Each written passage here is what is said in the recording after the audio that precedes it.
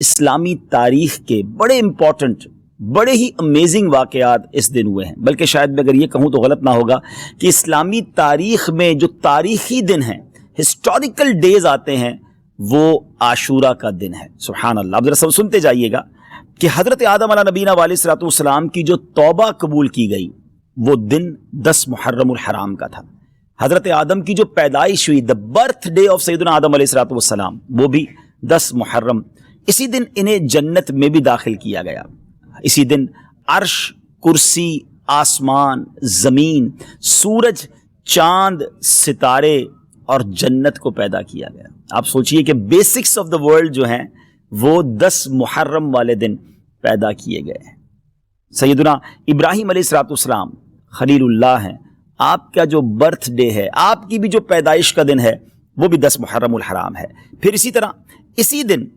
حضرت ابراہیم علیہ الصلوۃ والسلام کو جو آگ سے نجات ملی تھی، جو آگ گلزار بنی تھی، وہ بھی 10 محرم کا دن تھا۔ یہی وہ دن تھا جب حضرت موسیٰ علیہ نبینا علیہ الصلوۃ والسلام اور آپ کی امت کو نجات ملی اور فرعون اپنی قوم سمیت غرق ہوا۔ حضرت سیدنا عیسیٰ روح اللہ علیہ نبینا علیہ الصلوۃ والسلام کی جو پیدائش ہے وہ بھی 10 محرم الحرام کو ہوئی۔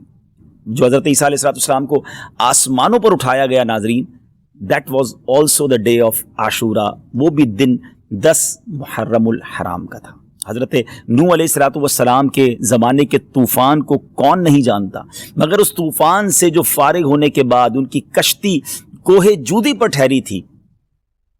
وہ دن بھی 10 محرم الحرام کا تھا۔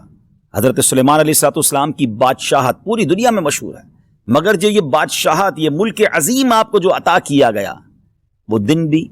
10 محرم الحرام تھا۔ حضرت یونس علیہ الصلوۃ والسلام کا واقعہ، جو مچھلی کے پیٹ میں آپ گئے، کتنا مشکل وقت آپ نے گزارا، مگر جو مچھلی کے پیٹ سے نکلنے والا دن تھا،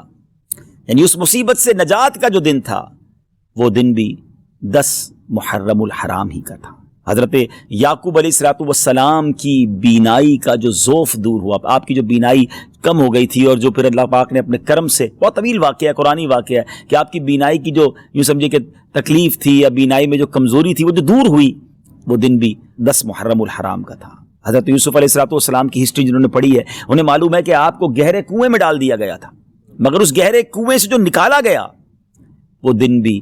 10 محرم الحرام کا تھا۔ حضرت ایوب علیہ الصلوۃ والسلام کے صبر کو، آپ کی تکلیف کو، آپ کی بیماری کو آپ جانتے ہوں گے، آپ نے پڑھا ہوگا کہ ان کے ساتھ کتنی پرابلمز تھی، مگر اس تکلیف کو جو دور کیا گیا،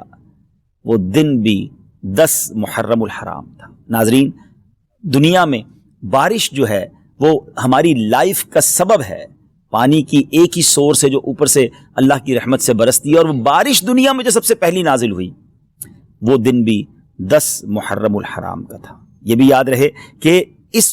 10 محرم الحرام کا روزہ پچھلی امتوں میں مشہور تھا، اور یہاں تک کہا گیا کہ اس دن کا روزہ ماہ رمضان کے روزوں سے پہلے فرض تھا، پھر اسے منسوخ کر دیا گیا۔ یہ تقریباً میں نے آپ کو 24 واقعات، انسیڈنٹ اور ایونٹس بتائے جو اس دن ہوئے، اور 25واں پھر وہ واقعہ